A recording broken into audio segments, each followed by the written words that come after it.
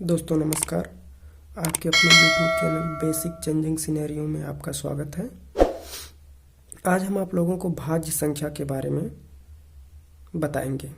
भाज्य संख्या को हम कंपोजिट नंबर्स के नाम से भी जानते हैं। भाज्य संख्या क्या होती है, सबसे पहले आप लोग ये देख लीजिए। जो संख्याएं स्वयं एक तथा एक के अतिरिक्त अन्य किसी संख्या से भी विभाजित हो जाती हैं उन्हें भाज्य संख्याएं कहते हैं। जैसे 4, 6, 8, 9 इस तरह की संख्याओं को क्या कहा जाता है? भाज्य संख्या या कंपोजिट नंबर। अच्छा, अब परीक्षा में बार बार एक प्रश्न पूछा जाता है कि सबसे छोटी भाज्य संख्या क्या होती है। तो सबसे छोटी भाज्य संख्या क्या होती है?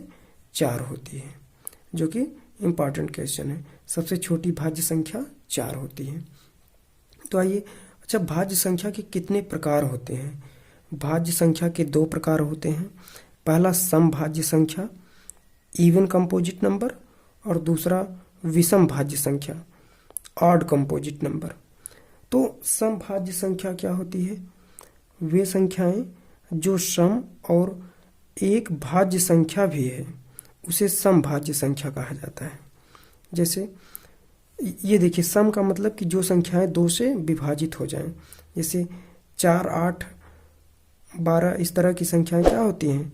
सम संख्याएं होती हैं। तो ये कह रहा है कि वे संख्याएं जो सम और एक भाज्य संख्या भी है, वे संख्याएं क्या होती हैं? समभाज्य संख्या कहलाती हैं।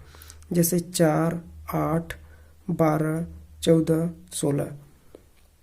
अब यही प्रश्न फिर से उठ के आता है कि सबसे छोटी सम और भाज्य संख्या क्या होती है? तो ये 4 ही होती है, जो महत्वपूर्ण है।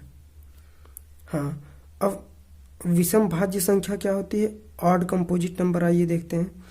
वे संख्याएं जो विषम तो हैं ही और वे 2 से अधिक संख्या से विभाजित होती हैं, उसे विषम भाज्य संख्या कहा जाता है। जैसे 9, 15, 21, 25, 27। अब एक प्रश्न आता है कि सबसे छोटी विषम भाज्य संख्या क्या होती है? ये महत्वपूर्ण प्रश्न है। सबसे छोटी विषम भाज्य संख्या क्या होती है? तो 9 होती है, जो कि बार बार परीक्षा में पूछा जाता है। अब एक बात और है कि 1 से 100 के बीच में कुल कितनी भाज्य संख्याएं हैं? तो 1 से 100 के बीच में कुल 74 भाज्य संख्याएं हैं। कितनी भाज्य संख्याएं हैं? 74 भाज्य संख्याएं। तो आइए, भाज्य संख्या के से संबंधित कुछ प्रश्न और हम आप लोगों को बताते हैं। हाँ देखिए, जैसे एक प्रश्न है कि क्या 0 एक भाज्य संख्या है? नहीं, 0 एक भाज्य संख्या नहीं है। हाँ, अब 0 अगर ये पूछा जाएगा कि भाज्य संख्या है, तो नहीं, ये भाज्य संख्या नहीं है। तो क्या ये अभाज्य संख्या है? नहीं, 0 न तो भाज्य संख्या है और न ही अभाज्य संख्या है। अगला प्रश्न है, क्या 1 भाज्य संख्या है? तो नहीं, 1 न तो भाज्य संख्या है और न ही अभाज्य संख्या है। ठीक। अब अगला प्रश्न है, क्या 2 भाज्य संख्या है? नहीं, यह एक अभाज्य संख्या है।